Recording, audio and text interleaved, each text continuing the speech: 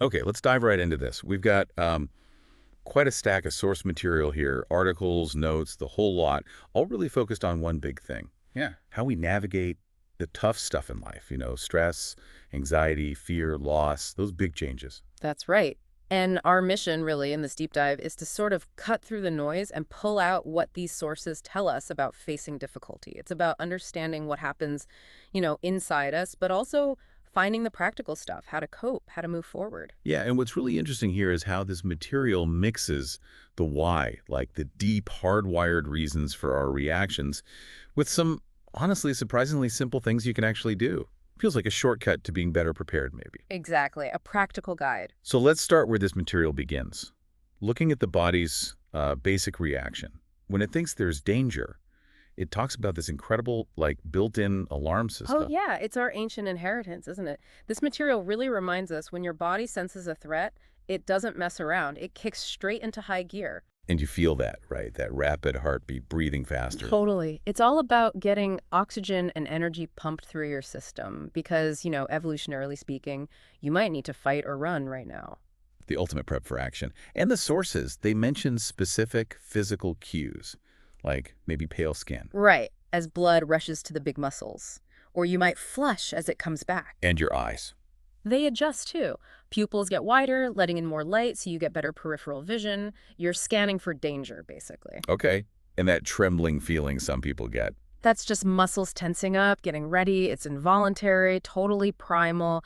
This whole physical response is natural, built in over millennia to deal with actual concrete dangers, predators, enemies, real physical threats. But, and this feels key, the source material draws a really critical line here, that natural fear. It's meant for an immediate threat, right? It should fade when the danger passes. Anxiety, though. Anxiety, yeah, the way this material frames it, it's different. It's not about one specific thing right in front of you. It's more like a persistent sense that things aren't safe, an ongoing threat. A general feeling of insecurity. Exactly. And that keeps the body's alarm system basically stuck on high alert. Hypervigilance, they call it. You're constantly looking out for trouble. Could be real trouble, potential trouble, maybe even just imagined trouble. So the system just never gets that signal to stand down, to reset. Pretty much. It's exhausting. Okay, so understanding that physical state is step one, and this material, thankfully, doesn't just leave us there. It gives immediate practical tools, things you can do right now to calm that wired system down. Yeah, these are techniques specifically designed to interrupt that anxiety loop. And one of the simplest but honestly really powerful is just focusing on your breath. Specifically, belly breathing, diaphragmatic breathing. Right, and the instruction is very specific here, isn't it? Take a big breath in, really push your belly out, maximize the oxygen. Yep.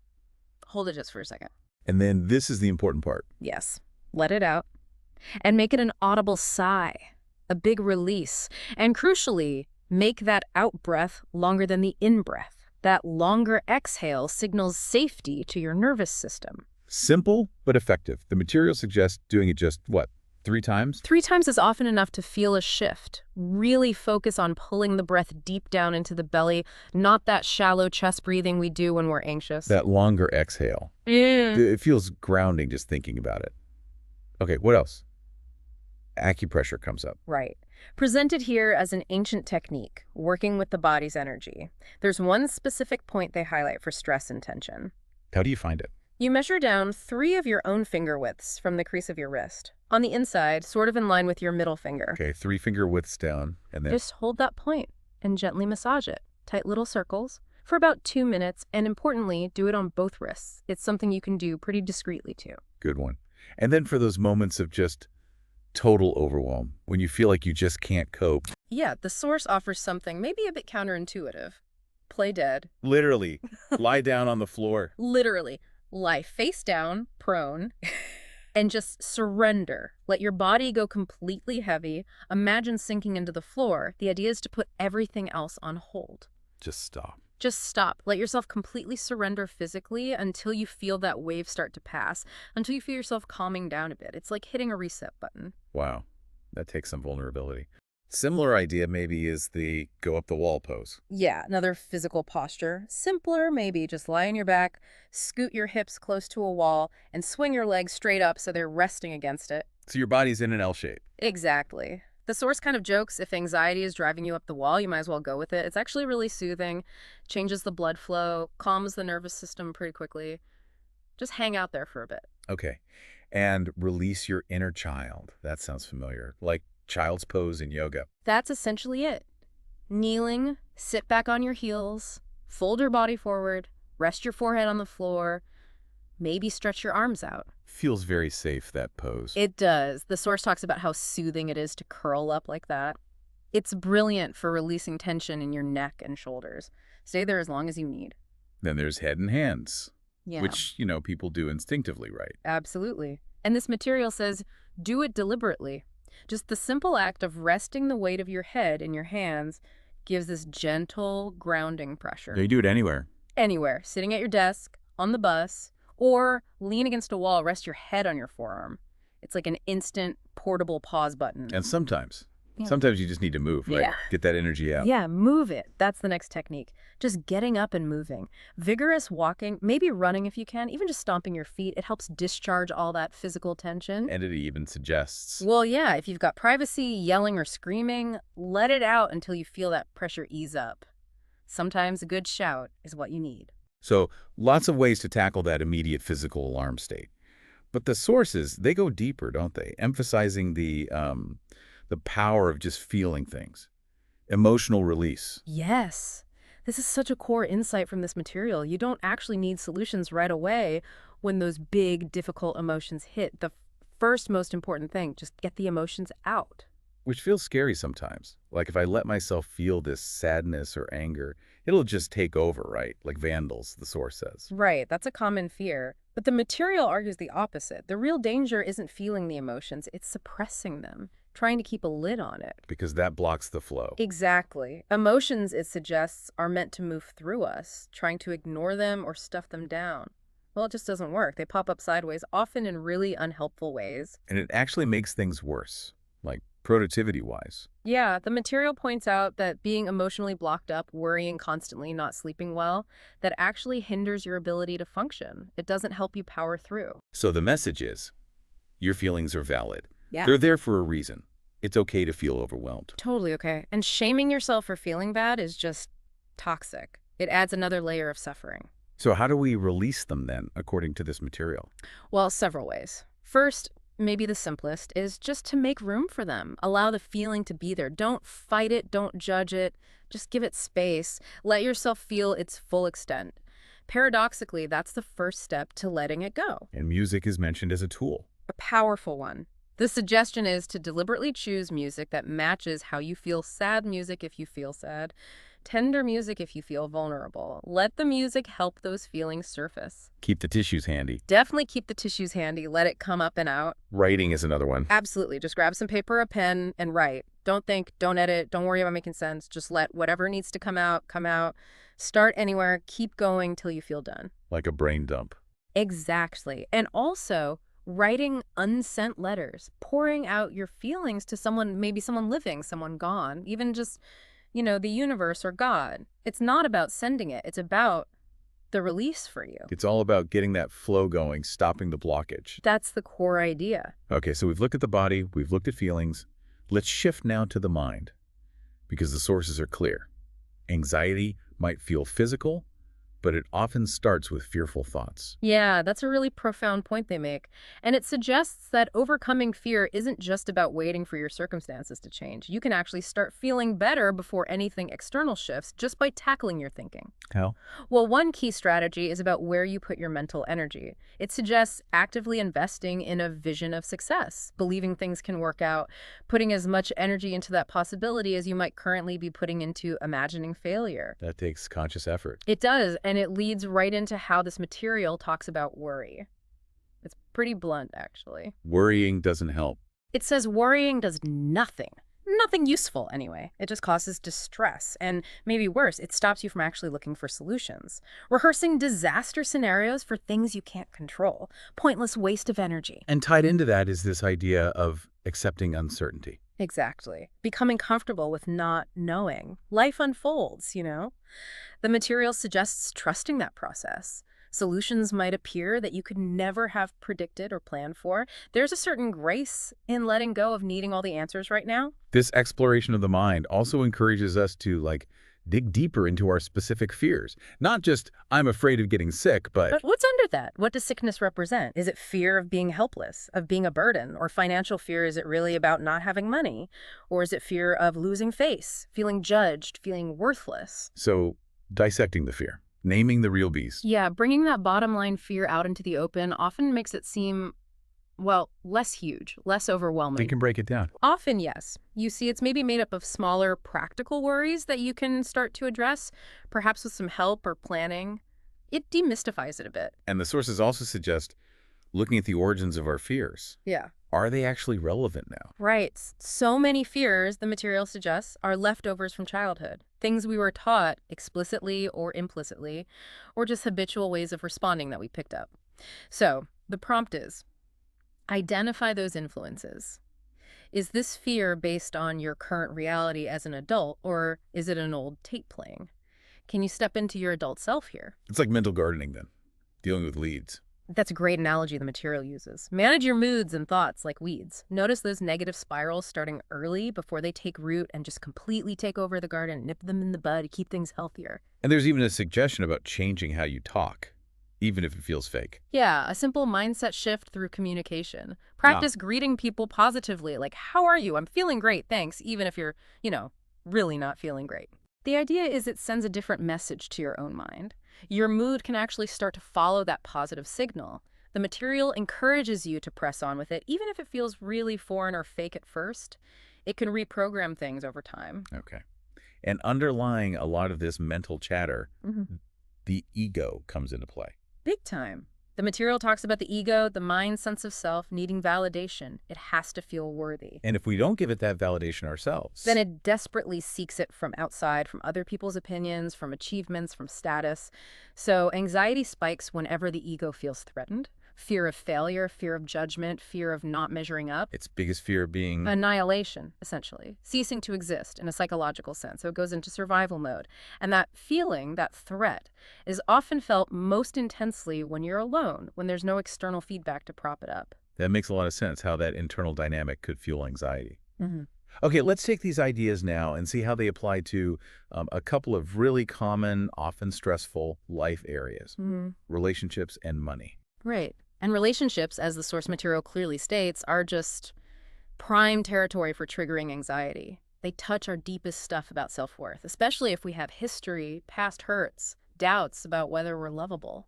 So we might find ourselves needing constant reassurance, or even pushing people away. Exactly, sabotaging things. The material explores why we might repeat painful patterns. Sometimes it's just familiarity. Even bad familiarity feels safer than the unknown. Or maybe we're unconsciously trying to finally win or fix an old dynamic from childhood, using old coping skills that just don't work anymore. It really encourages looking at family patterns, doesn't it? Oh, it Noticing if you're reacting like a child or falling into parent-child roles with your partner. Yeah, or acting from old trauma responses, really asking, am I reacting to this person, the situation, or is this an echo from way back? And it lists some really specific fear patterns driven by anxiety in relationships, like fear of abandonment, they're definitely going to leave me. Or constantly overanalyzing everything, every text, every sigh, looking for signs of boredom or rejection. Doubting your choice, is this really the right person? Losing yourself, changing who you are to please the partner. Or the relationship becoming your entire focus, constantly checking its temperature, needing to invest more back in yourself, questioning if their love is even real, maybe because you don't feel worthy of it deep down.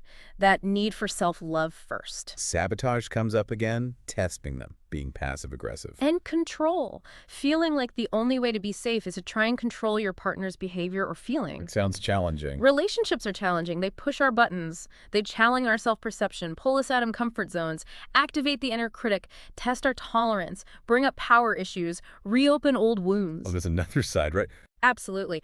The material balances this by saying a loving, healthy relationship is also magnificent. It's where you can feel truly seen, valued, supported, where you learn forgiveness, patience, kindness, acceptance. And that vulnerability, the thing anxiety makes us fear, in a safe relationship, it's actually a strength. It builds connection. And a really, really crucial point here seems to be distinguishing between your own stuff and actual relationship problems. Oh, this is huge. Absolutely critical. The example they give is perfect. Say your partner forgets to call. Maybe they're just a bit absent-minded, a dreamer type. But for you, that action immediately hits your deep-seated abandonment trigger from childhood. And you react based on the trigger, not the reality. Exactly. You feel panicked, rejected, angry. But if you can recognize, okay, this is my abandonment thing getting poked, you can manage your anxiety without automatically blaming your partner or blowing a small oversight way out of proportion. That takes self-awareness. A lot of it. Yeah. And practice. So practical tips for handling relationship anxiety from the source. Key ones are, stop mind reading. If you're worried or unsure, ask. Don't guess or assume the worst, and pivot your focus. Instead of constantly needing reassurance from your partner, work on finding that sense of security and worth within yourself. That's the deeper work. It is. And another big one, let others be who they are. You can't rescue them, you can't change them. Their journey, their issues are their own responsibility. Learning relationships is often trial and error, the material admits. Getting some education, maybe relationship counseling, can be incredibly helpful. Okay, shifting gears now. Let's talk about financial challenges. The source really acknowledges the sheer terror that can come with financial loss. Yeah, it gets right to the heart of it. It's not just about the practical stuff, paying bills, having a roof over your head. For so many of us, money is deeply tangled up with our sense of self-worth, our identity. Right, so losing money or facing serious financial difficulty can feel like losing yourself. Absolutely. It can flip your whole self-image. You go from feeling maybe stable, respected, independent, to suddenly feeling vulnerable, powerless, maybe even ashamed or useless. It's common to feel betrayed, rejected, devalued, and intensely anxious. And yet, the sources also talk about success in overcoming these challenges, often coming from mindset. Yeah, there's a strong emphasis on cultivating an absolute conviction that things will turn around even when everything looks bleak. It references stories, like the Jim Carrey one about writing himself that check for future earnings, Yeah. as examples of really holding that belief. So belief is crucial, but there are practical things too. Of course, belief without action isn't enough. The material offers practical tips with the big caveat, always, to seek professional financial advice tailored to your situation. But simple things can help, like decluttering, selling things you don't need, or donating them. Rethinking your budget, really separating wants from needs. Saving small change, it adds up. Avoiding that temptation of online window shopping that leads to impulse buys. And importantly, asking for help. Yes. Don't suffer in silence. Talk to your bank. See if there are options. Check Social Security or relevant agencies. Talk to your landlord if rent is an issue. And also, take stock.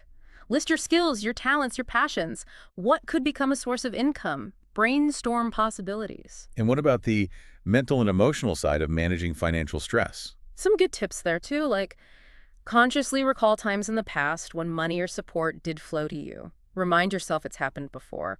Remember your own resilience. You've gotten through tough times before. You have resourcefulness, determination.